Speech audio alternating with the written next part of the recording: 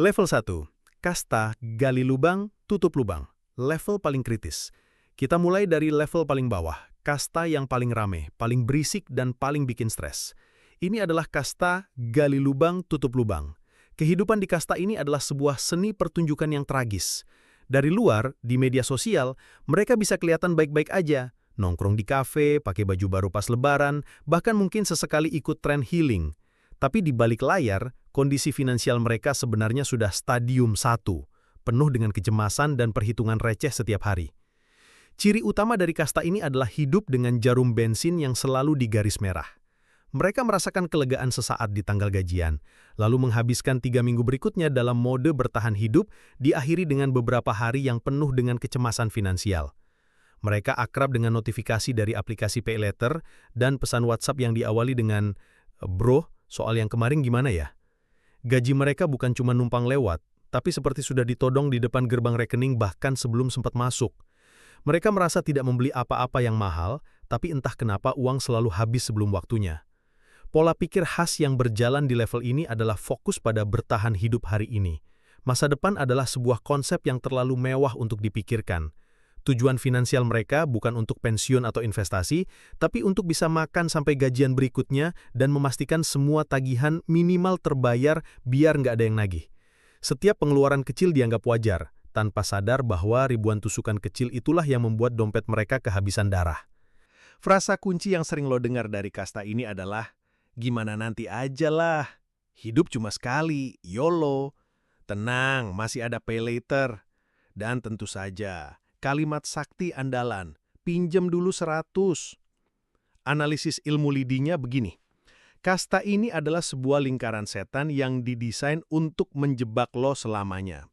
Pertama, gaya hidup mereka secara konsisten berada sedikit di atas penghasilan mereka. Kekurangannya selalu ditambal dengan utang-utang kecil, pay later, pinjol, atau utang teman. Kedua, mereka tidak punya dana darurat sama sekali. Mereka hidup tanpa jaring pengaman.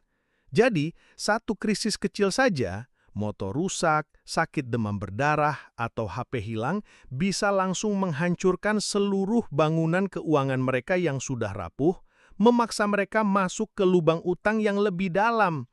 Ketiga, stres karena tidak punya uang justru memicu lebih banyak pengeluaran impulsif sebagai bentuk pelarian sesaat, yang ironisnya memperparah masalah.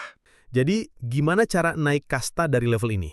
Lupakan dulu soal investasi saham atau kripto, itu urusan nanti. Lo harus fokus pada 3 langkah fundamental untuk menghentikan pendarahan. Langkah pertama, gencatan senjata. Selama 1 bulan penuh, lo harus bersumpah untuk tidak menciptakan utang konsumtif baru, apapun yang terjadi. Hapus aplikasi PayLater, jangan buka Shopee, dan belajar bilang enggak kalau diajak nongkrong mahal. Tujuannya cuma satu, berhenti menggali lubang baru. Langkah kedua, jadi intel untuk diri sendiri. Lakukan apa yang gue sebut metode KPK.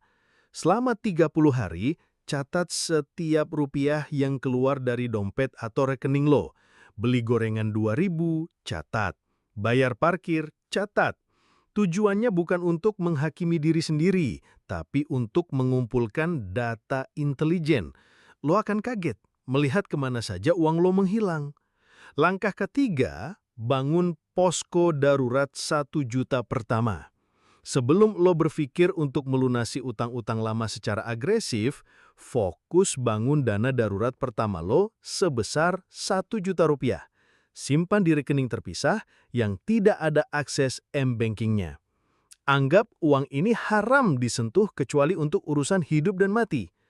Posko kecil inilah yang akan menjadi benteng pertahanan pertama lo, yang akan mencegah lo menggali lubang baru saat ada kebutuhan mendesak.